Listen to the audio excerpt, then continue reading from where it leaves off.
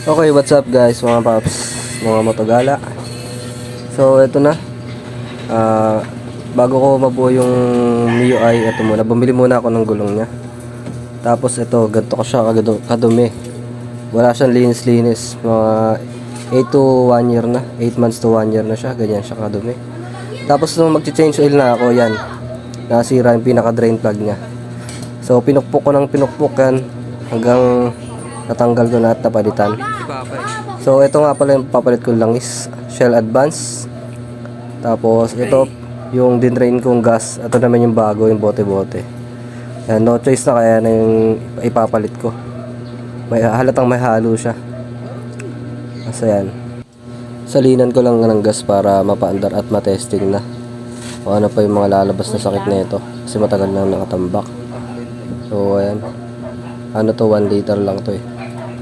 Aso natapon 800 ml na lang. Tapon na. Okay, sa after malagyan ng gas, sinara ko na yan, lagyan ko ng U-box, upuan, then testing. Pinatesting ko sa kapatid ko. Biritin mo nga. Biritin mo.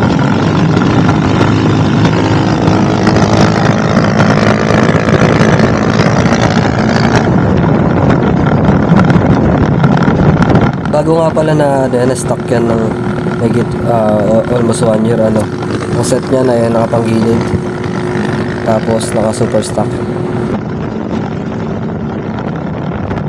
So after test ride, ito na siya ulit, binalik ko ulit sa bahay para mapakita ko yung itsura niya ulit. Ganyan siya kadumi.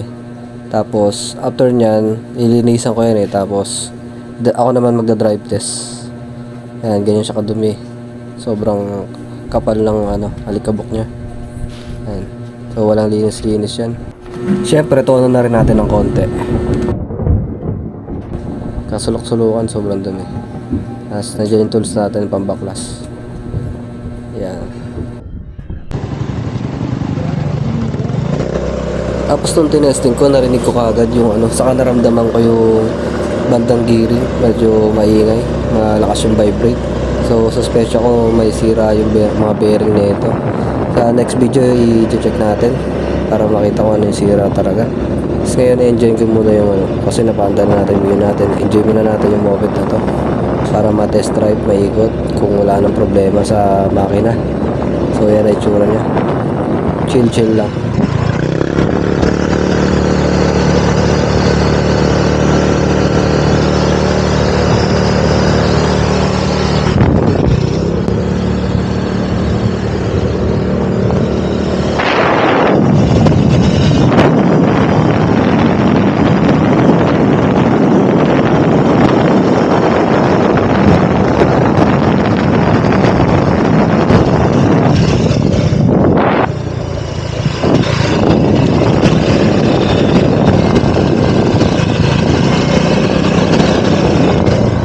Ito na yung itsura niya after malinisan. Montage muna natin. You're never gonna make it, you're not good enough. There's a million other people with the same stuff. You really think you're different, man, you must be kidding. Think you're gonna hit it, but you just don't get it. It's impossible, it's not probable, you're irresponsible. Too many obstacles, you gotta stop it, yo. You gotta take it slow, you can't be a pro, don't waste your time no more. Who the fuck are you to tell me what to do?